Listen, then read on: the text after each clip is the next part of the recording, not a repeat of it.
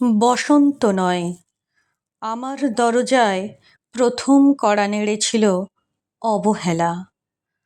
ভেবেছিলাম অনেকগুলো বর্ষা শেষে শরতের উষ্ণতা মিশে এলো বুঝি বসন্ত। দরজা খুলে দেখি আমাকে ভালোবেসে এসেছে অবহেলা। মধ্য দুপুরের তির্যক রোদের মতো অনেকটা নির্লজ্জভাবে আমাকে আলিঙ্গন করে নিয়েছিল অনাকাঙ্ক্ষিত অবহেলা। আমি চারপাশে তাকিয়ে দেখেছিলাম আমার দীন দশায় কারো করুণা বা আর্তিব পেখম ছড়িয়ে আছে কিনা। ছিল না। বৃষ্টিহীন জনপদে খড়খড়ে রোদ যেমন দস্যুর মতো অদমনীয়, তেমনি অবহেলাও আমাকে আগলে রেখেছিল নির্মোহ নিঃসংকোচিত।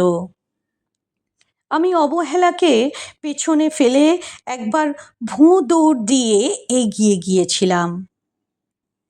তখন দেখি আমার সামনে কলহাস্যে দাঁড়িয়েছে উপেক্ষা।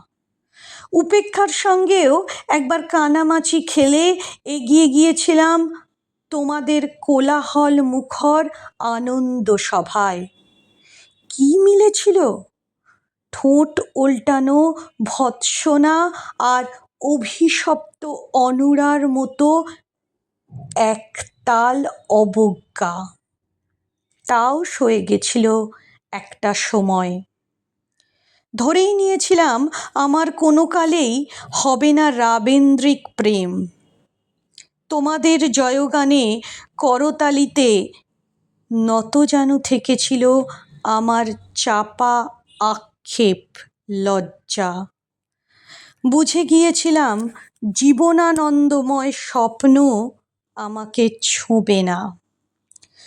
জয়নুলের রং নিয়ে কল্পনার বেসাতি, হারানো দিনের গানের ঐন্দ্রালিক তন্ময়তা, বা ফুল পাখি নদীর কাব্যালাপে কারা মশগুল হলো এ নিয়ে কৌতূহল দেখাবার দুঃসাহস আমি দেখাইনি কখনো। এত কিছু নেই জেনেও নজরুলের মতো বিদ্রোহী হব সেই অমিত শক্তিও আমার ছিল না। মেনে নেয়ার বিনয়টুকু ছাড়া আসলে আমার কিছুই ছিল না। শুধু ছিল অবহেলা, উপেক্ষা আর অবজ্ঞা।